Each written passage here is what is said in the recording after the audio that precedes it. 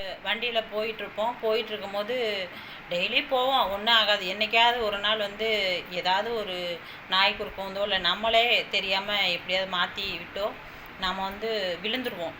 விழுந்துட்டோம் அப்படின்னா நம்ம நல்லா போயிட்டு இருக்கிற வரைக்கும் வந்து யாருமே எதுவுமே பேச மாட்டாங்க. கீழே விழுந்துட்டோன்னு வச்சுக்கோங்களேன், ஒவ்வொருத்தரும் ஒவ்வொரு மாதிரி எப்படியெல்லாம் அதை பேசணுமோ அப்படியெல்லாம் பேசிடுவாங்க. அதே மாதிரி தான் வாழ்க்கையிலையும் நம்ம வந்து நல்ல பாதையில் நல்லா போய்கிட்டு இருக்கிற வரைக்கும் எந்த பிரச்சனையுமே கிடையாது.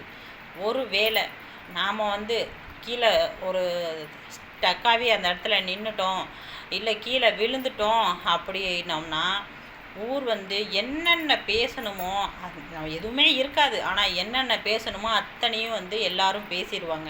அதனால் வண்டியில் போனாலும் சரி, வாழ்க்கையில் போகும்போதும் சரி, நிதானம் ரொம்ப ரொம்ப ரொம்ப அவசியம்.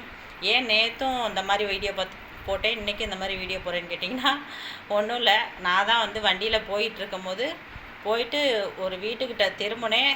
என்னுடைய கவனக்குறைவும் அந்த இடத்துல இருக்குது.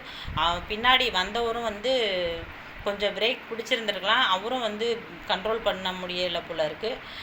போய் வண்டியை நிப்பாட்டினேன். அப்படிங்கிற சைடில் வந்து லைட்டாக ரொம்ப ஒன்றும் இல்லை, சும்மா ரத்தக்கட்டு மாதிரி தான் எனக்கு. அவருக்கு கொஞ்சம் லேசாக சிரைச்ச மாதிரி ஆயிடுச்சு, வேறு ஒன்றும் இல்லை. அதில் வந்து ஊரே அப்படி இப்படின்ட்டு பேசுனது அதை வச்சு வந்து நான் சொல்கிறேன். எல்லோரும் சொன்னனால வந்து நான் சொல்கிறேன், இந்த வீடியோவை சொல்கிறேன். அந்த மாதிரி விழுந்துட்டோன்னா எல்லாருமே சின்ன குழந்தையிலேருந்து பெரிய குழந்தை வரைக்கும், பெரியவங்க வரைக்கும் எல்லாமே பேச தான் செய்வாங்க. நம்ம விழாமல் நேராக போயிட்டுருக்க வரைக்கும் நம்மளை யாருமே கண்டுக்க மாட்டாங்க. அதனால் வந்து கொஞ்சம் நிதானமாக போங்க, வாழ்க்கையாக இருந்தாலும் சரி, வண்டியாக இருந்தாலும் சரி.